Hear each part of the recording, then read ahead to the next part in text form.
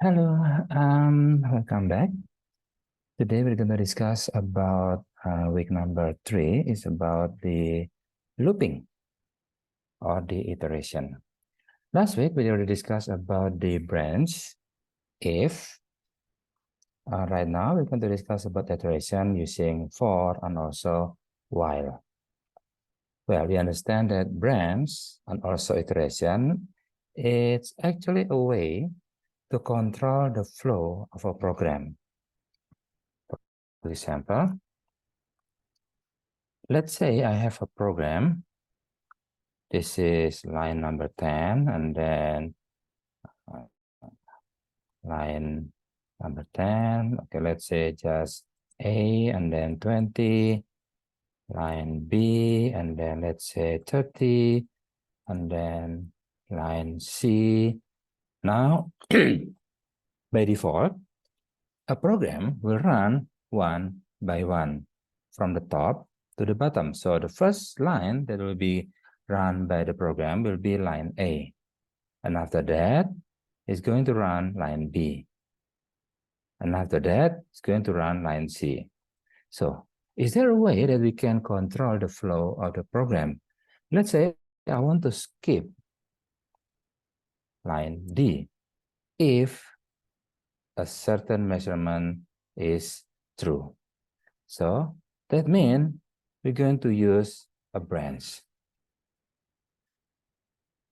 So instead of line C, we're going to replace it by using like this. If true, then do line D, and then else. Okay, let's say I'm going to use like this.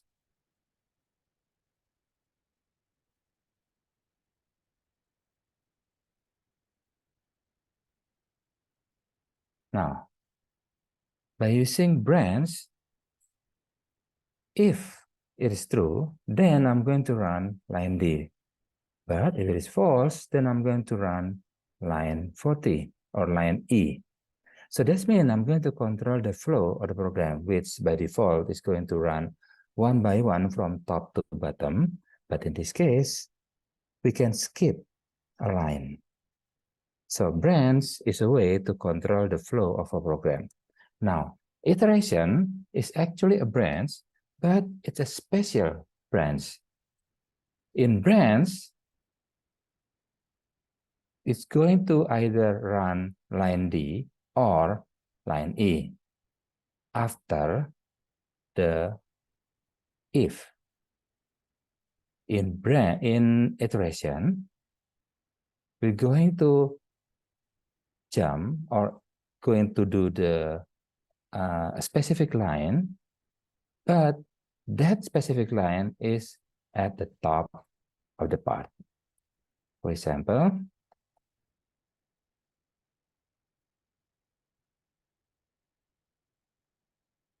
going to be something like this.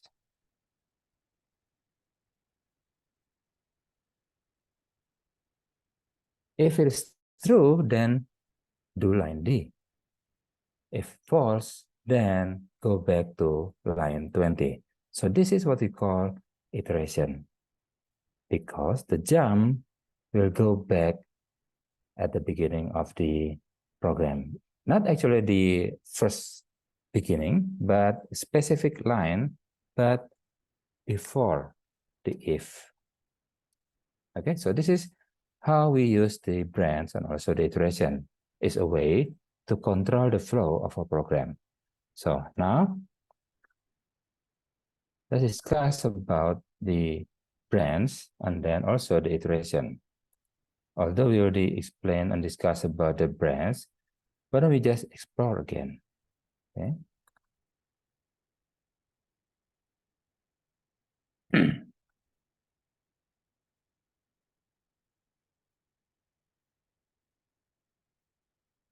Now, so today we're going to talk about control structure in Python, including branch and also the loop. Branch is actually the topic of discussion in second week, and loop is actually a topic of discussion on the third week. But in this case, we're going to combine both branch and loop. So just like in C, branching in Python includes if and nope, we don't have switch in Python. In C, we have if and also switch, but in Python, we only have if. So we're just going to focus on if. So like in C, we have simple if, just if, and then nested if. For example, we have the if else and if else if else, etc. Now, let's try running the code below. If false is going to print it is the truth. Now, it's going to print it is the truth if the condition is true. Now, because the condition is false, then it's not going to print it is the truth. Okay, try to connect to the Python 3 Google Compute Engine. Still connecting here.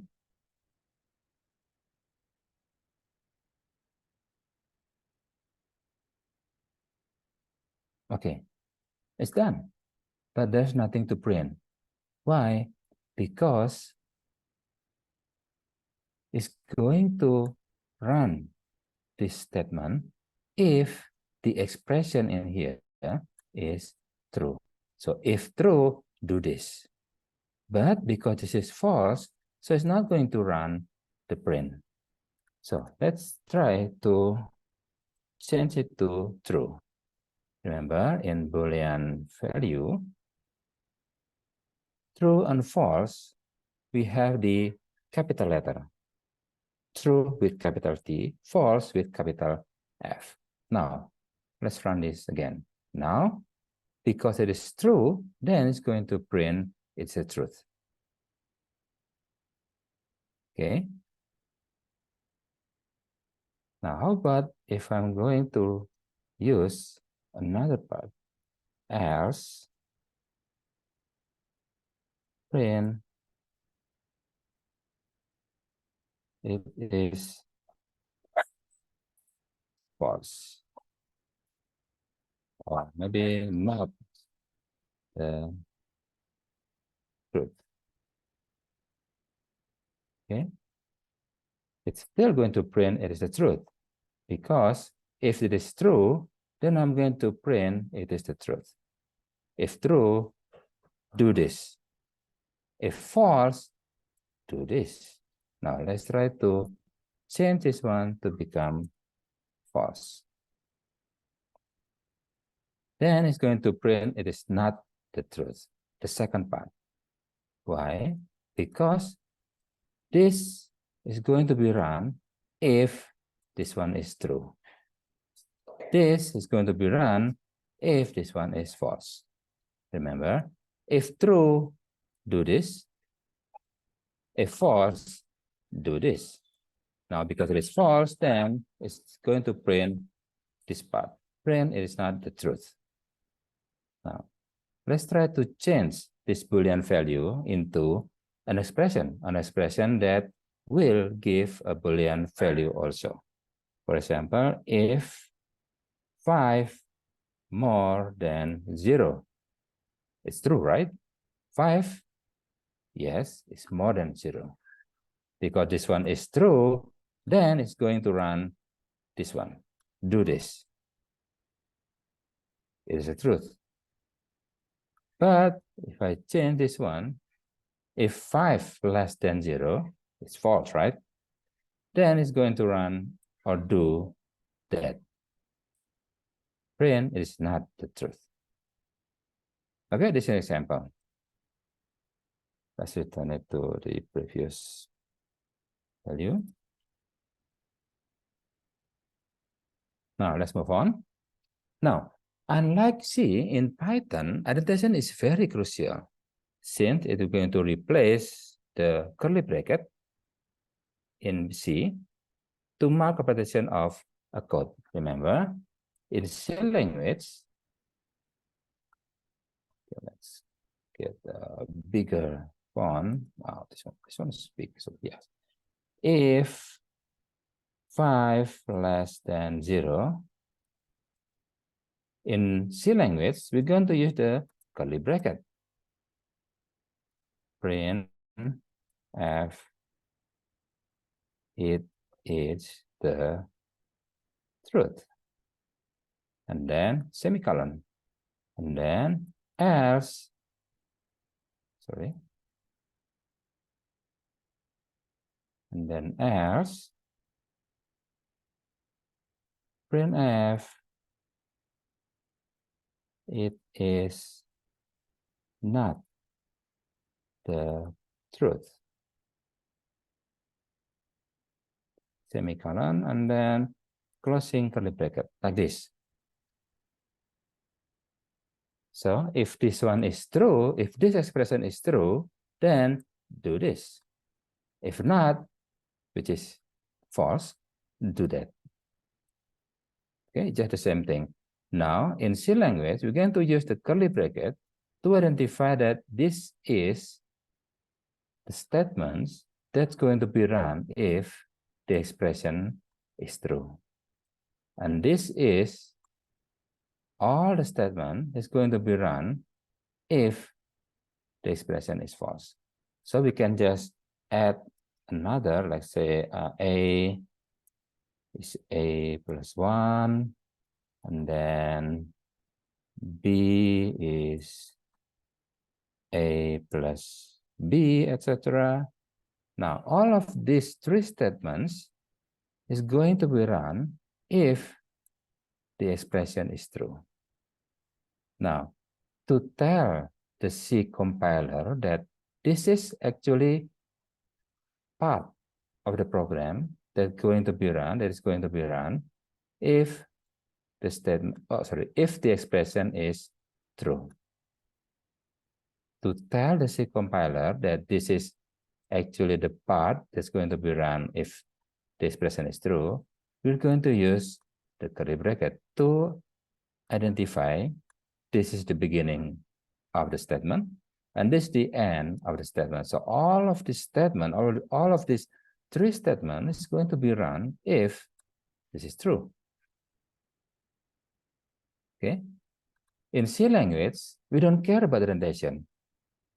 So let's say I'm going to use like this.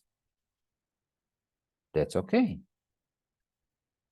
Because in C language, we already have the curly bracket to identify the beginning of the block of statement and the end of block of statement. So this curly bracket is going to be used to identify a block of statement. But in Python, we're not going to use the curly bracket. Instead, we're going to use the colon. And then to identify that, hey, interpreter of Python, this is actually a block of statement. It's going to be run if the expression is true. To do that, we're going to use indentation. For example, just one space is enough. Now, this means all of these three statements is going to be run if the expression is true. So indentation in Python is very crucial. It's very important. So that's why you cannot use something like this. The interpreter of Python is going to be confused. You put one space in here and you put two spaces in here. So that means it's not going to be the same block of statement. So that's why you have to make sure that all of the statements that is inside a block use the same space. Okay, the same indentation. Now, go back to our Google Colab. So, because we don't use the curly bracket, we're going to use the indentation. And we're going to use the code the beginning of partition of the code is by using the colon. Okay, now let's try to run this small program. Print, please input a positive integer number, and then I'm going to input a number, convert it into an integer number, because remember, an input function will always return a string, and that string cannot be used to compare, like in this expression. So that's why after the input, we're going to use a casting function. And in this case, we're going to use integer to convert the string to an integer number. Now, because A is an integer number, we can compare this number to 0. If A is more than 0, then that means the number is a positive integer number. So that's why I'm going to print, yes, you have done well, my apprentice. But if not, bro, I've told you to enter a positive integer number. Okay, let's try it out. Now let's try to input 10.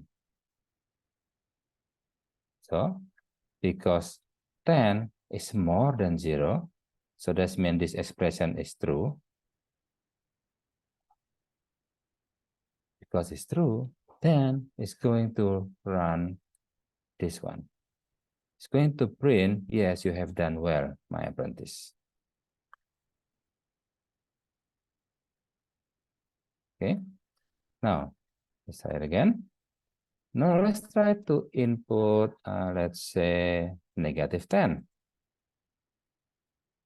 So -10, is it more than 0? No, it's less than 0. So that means this expression will return false. If true, do this. If false, do this. So it's going to print, bro, I've told you to enter a positive integer number. This.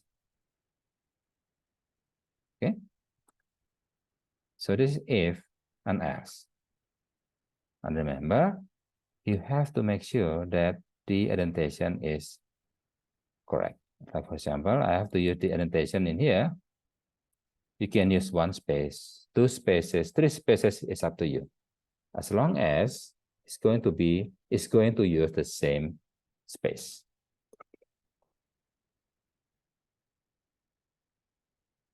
Now let's move on. This program will print a menu. Input 1 for addition, input 2 for subtraction. I'm going to use input and then store it into a menu. Now, after that, I'm going to ask, what's the value of A and what's the value of B? And if the menu is 1, which means addition, then I'm going to print A plus B is A plus B.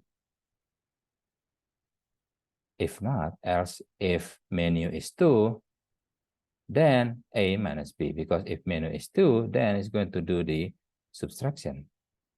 Okay. Now, what are we going to do? Addition? Okay, addition. 1. Now, what's the value of A? Okay, the value of A is, let's say, 7. And what's the value of B? Let's say 6. So, it's going to, because the menu is 1, here, menu is 1, then it's going to do this one. Print A plus B equal to A plus B. A plus B is 7 plus 6, it's 13. Okay? Now, let's try it again. How about 2?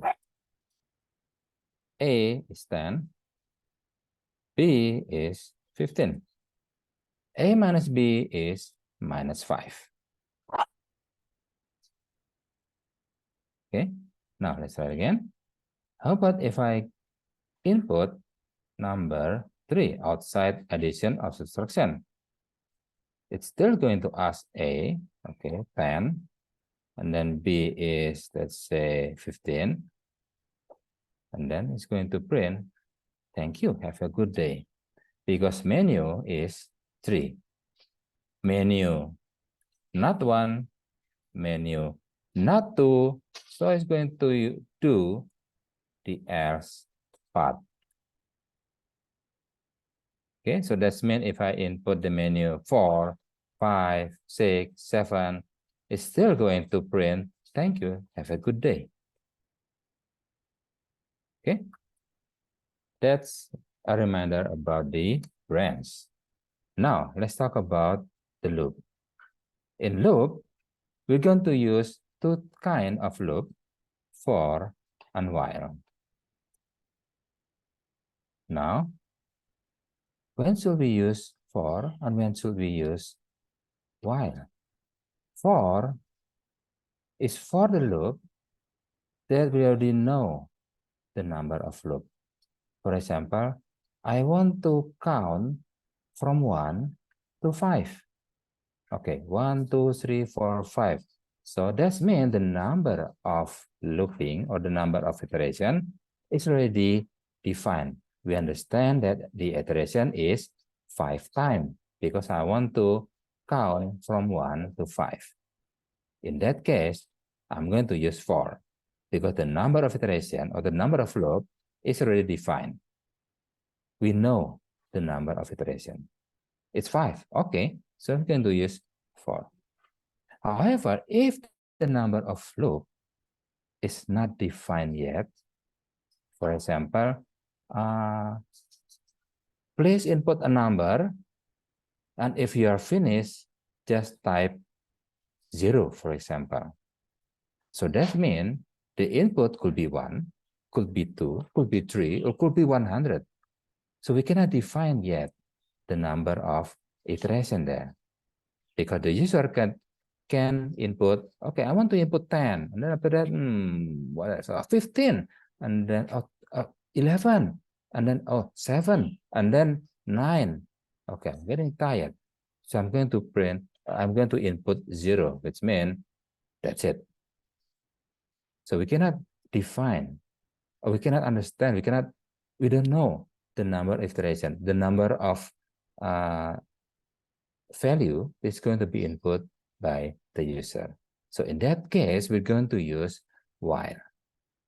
Okay. Now let's try this code below. Now in C language, when we're going to use the loop, we're going to use something like this. I is 0, and then I still less than 5. Then I plus 1, like this, right? The first value is the initial value. The second value is an expression, actually, which means it's going to check the value of counter to determine, should we do the iteration again? So this is something like the expression in branch. If E still less than 5, do all these statements. And after that, I will increase by 1. Okay. In Python, we're going to use range. Range is a special function that's going to give a sequence of value. For example, range 5. That means it's going to give a sequence of values start from 0, 1, 2, 3, 4. That's it. So this statement is actually the same thing with the for in C language. This will give a sequence of 0, 1, 2, 3, 4. This will also give a sequence of 0, 1, 2, 3, 4. Okay. Now let's try it out.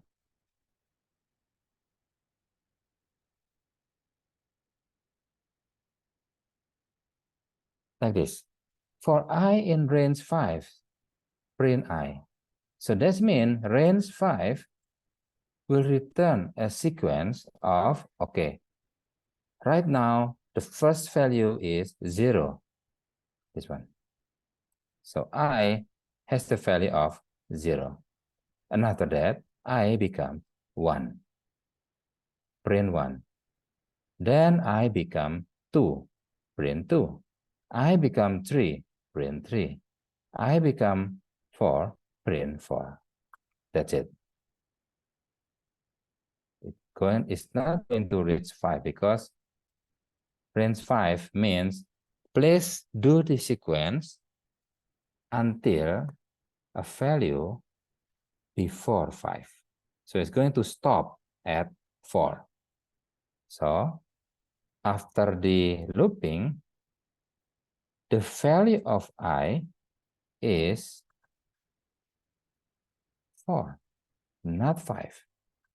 But in C language, in here, the last value of I is 5. Remember, the first value of I is 0. Is I less than 5? Yes, that's correct. Okay. Now I plus 1. Now I become 1. Is I less than 5? Yes. Okay, do this statement.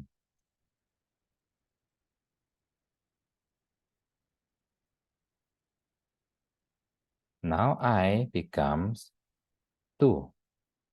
Is I still less than 5? Yes. Then do statement. Okay, now I becomes 3.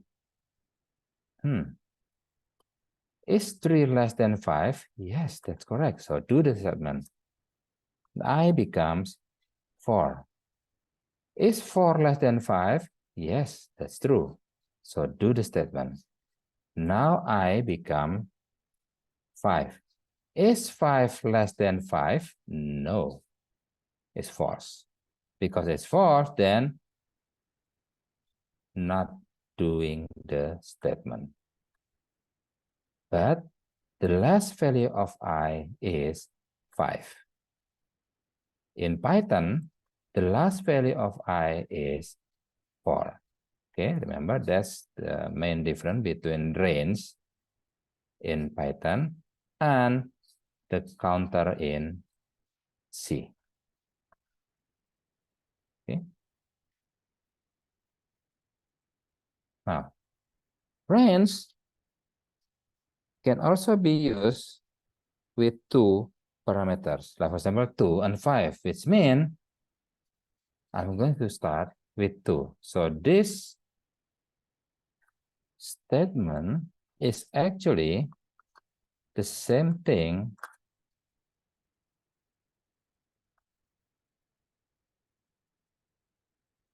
So this statement is the same thing like this. So the starting value is 2 now. Okay, just run 2, 3, 4. Okay. Now, how about with 3 parameters, 2, 8, and 3? Well, it's actually the same thing.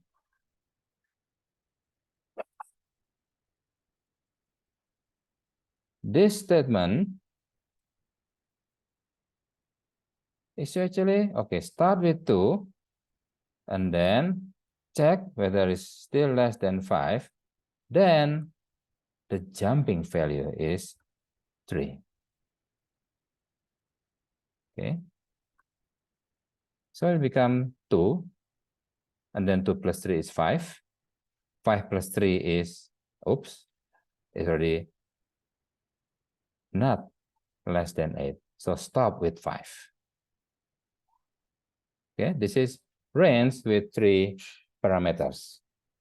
Now, can we count down instead of counting up?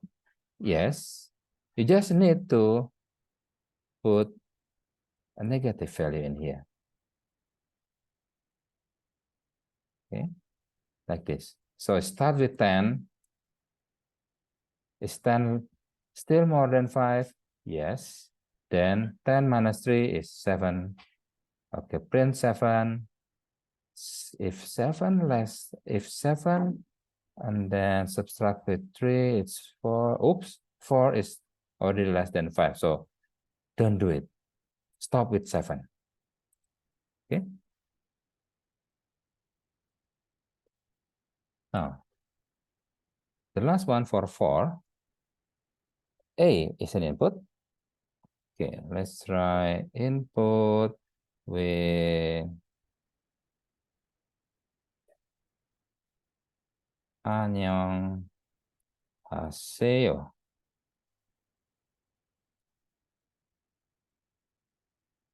Hey, input will return a string, right? So A is a string. And at this time, I'm going to input a string. And that string is 안녕하세요.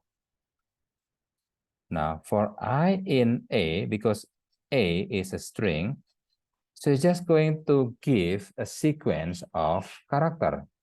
So first is A, capital A, and then N, Y, E, O, N, G, H, A, S, E, Y, O. 안녕하세요. It's just the same thing. So instead of using range, I can also use a string. Okay. Now let's move on to the second type of iteration using while. Remember, while is used when we don't know the number of iteration beforehand. For example, like this. I is 0. While I is less than 3, print I. And then I is I plus 1. Like this. So I is 0. And then while I less than 3, I is 0. So this is true. While true, do this. And also do this. So now I become 1. 1 still less than 3. True. So this expression is true. So I'm going to print I, and then now I becomes 2.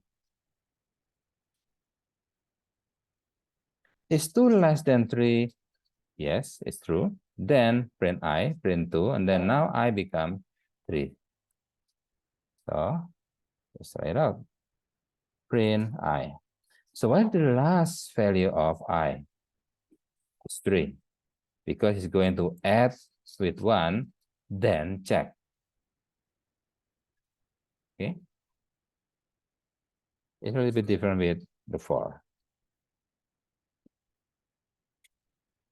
So this actually the same thing like the first example using range, this one. Now let's start with 2. So 2, 3, 4. And then 2 and 5 with the jumping value of 3. Start with 2. 2 plus 3 is 5. 5 still less than 8. Okay. 5 plus 3, 8. Oops. Now it's false. Now, how about counting down? Like this. 10, 9, 8, 7, 6, and then 5. Oops. 5 is not more than 5. It's going to be false. So it's going to stop at 5. Okay. So this is for the while and for. Now, how about if we discuss a little bit about the while? I'm going to create a small program where we're going to, well, let's try to calculate the average of numbers. So how many numbers? I don't know. So that means I'm going to use while. Okay, instead of using while, we're going to use for. So because for is used for an iteration that already understand the number of iteration, how many iteration. So because we're going to use for, we have to know the number of iteration. So that means we're going to ask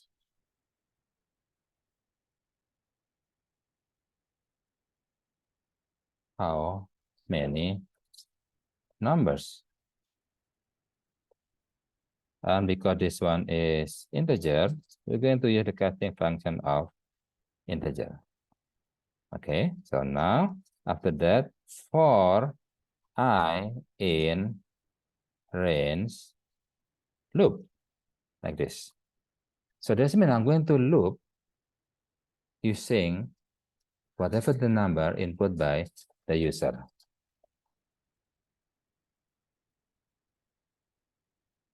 Then total is total plus integer input a number. Now, because we're going to use total is total plus, we have to initiate the value, the initial value of total. So total is 0. Okay, and after that, print the total number you enter is total. Okay, let's try it out. Okay, how many number? Let's say 3. Input the number. Okay, let's say 10. Input the number again. Let's say 15. And then put the number again. Let's say 2. So the total number you enter is 27. 10 plus 15 plus 2 is 27. Okay. Now, how about if I use while in this particular problem?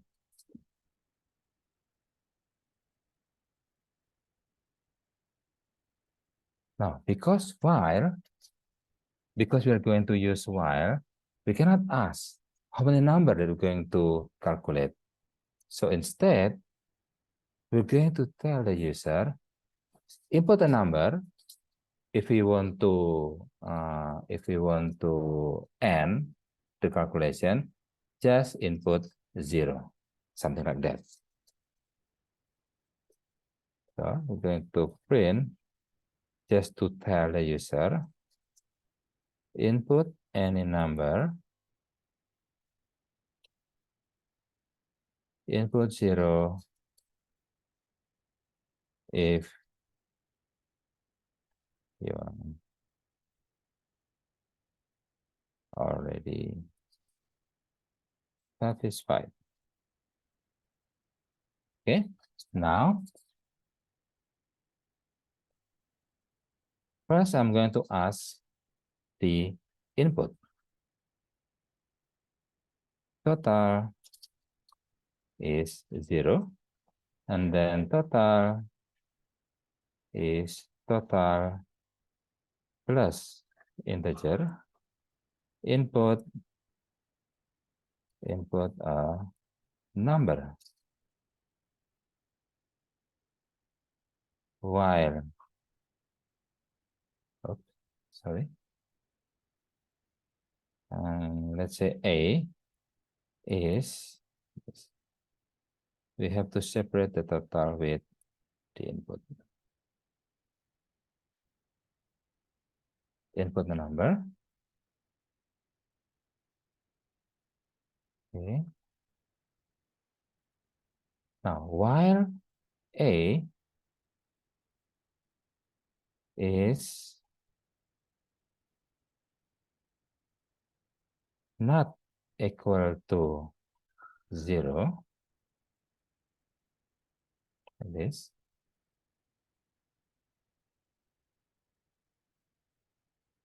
then just ask again.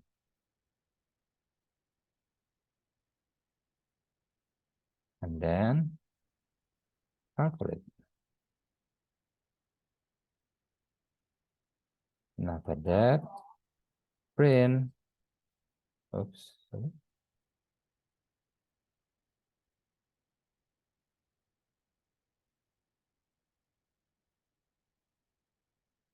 Now, let's write it out. Input a number, input 0 if you're already satisfied. Input the number, let's say 10. Input the number again, let's say 15. Input the number again, let's say 5. Okay, I'm satisfied. 0. So the total number you enter is 30. 10 plus 15 plus 5 is 30. Okay? Okay, I think that's it for discussion for the brands and also the loop. I'll see you next time. Thank you.